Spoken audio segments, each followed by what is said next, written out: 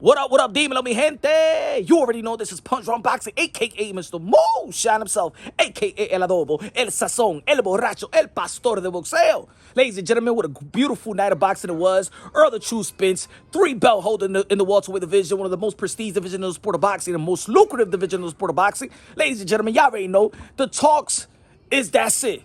That's it. No more excuses. Errol the True Spence versus Bud Crawford. But let me tell you like this.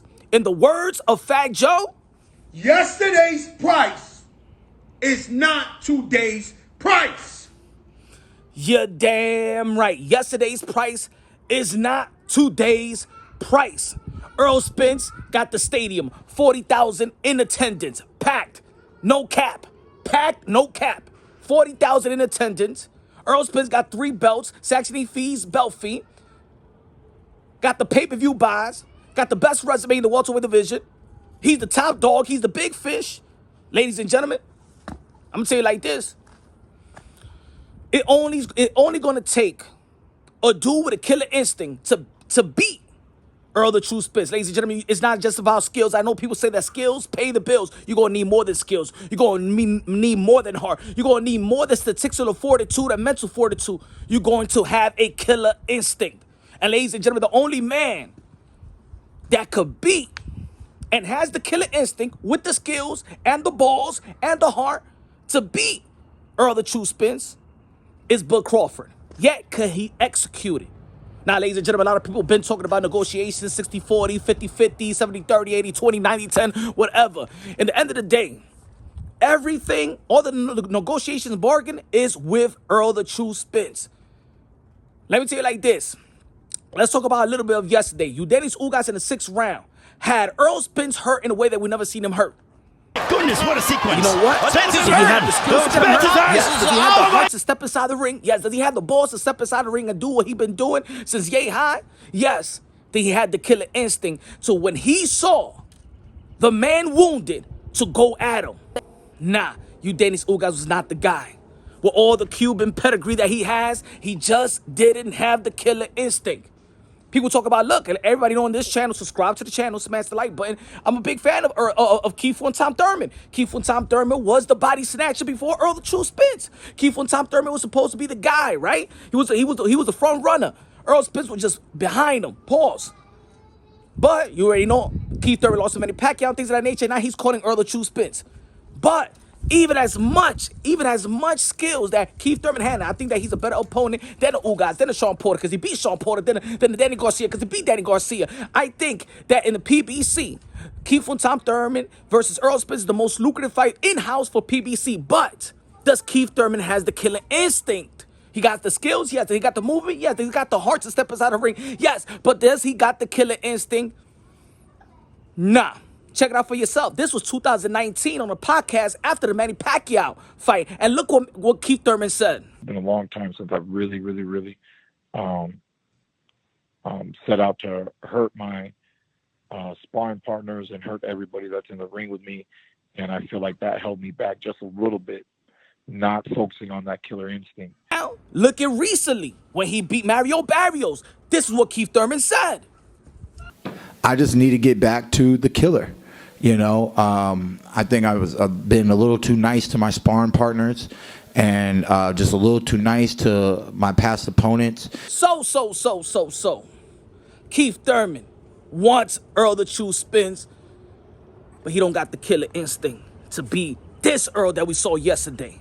And this Errol is rejuvenated. This Errol is not slacking. This Errol, he wouldn't have got the nutritionist, the dietitian, whatever he would have called it. Errol, the truth is the mother effing truth.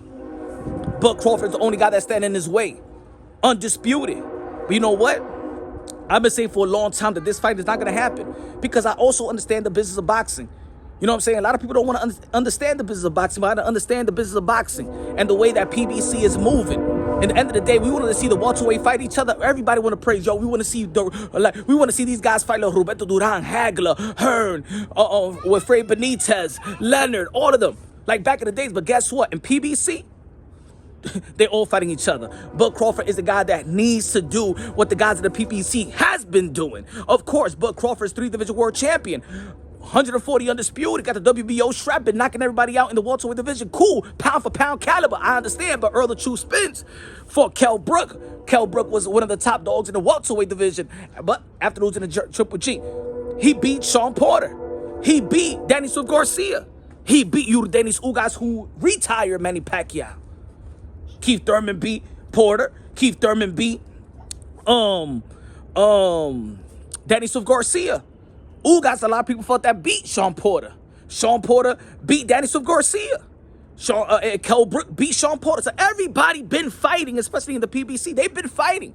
But Crawford, now it's time. Now it's time, but let's keep it consistent. Let's be real. Let's be unbiasedly, logically, and objectively. The same praise that people give, that we give Canelo Alvarez for taking the dudes one by one in 168 to become undisputed. That's what Earl the True Spence is doing in the welterweight division. He's doing all the hard work. He's putting all the hard work. He's the one that put that's tying his bootstraps and things of that nature and taking guys one by one. Errol Spence is out there just looking at Errol Spence doing all the work in the welterweight division. I know a lot of people going to be like, well, he didn't want to fight him first. It doesn't matter. They made the business decision.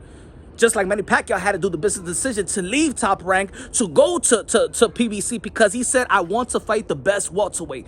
Business decisions speak louder than words. And Errol Spence, there's another video I got to do because Errol Spence has rewrite the notion that a man needs a tune-up. Errol Spence need no tune-up. Now, when we see a fighter test, you know, I got to get a tune-up. We're going to be like, what about Errol Spence? Errol Spence don't need a tune-up, motherfucker. He don't need no tune-up. After the car accident, after the eye injury, he doesn't need a tune-up. Ladies and gentlemen, anyway, prayers go out to all the modern-day warriors, the modern-day gladiators that step inside the ring, especially you Danish guys that suffered a broken over the bone. Gamboa, Ritaya. I am very disappointing at his trainer, too. Very disappointing at his trainer. But anyway, this is going to be a nice build-up. I think this fight has great momentum, better than ever. You saw with Errol Spence, he stopped Sean Porter, a guy that I thought that nobody was going to stop Sean Porter. Bud Crawford just did that. And you saw Errol Spence beat you Dennis Ugas the way he did. Shit. This is boxing, baby. Boxing is beautiful. The boxing gods, don't diss the boxing gods, y'all. Go to the negotiation table and look. Errol Spence got all the bargaining chips. Let's see who's going to have the ego one, who's going to be the humble one. Subscribe to the channel, smash the like button. Love y'all. God bless, and on to the next.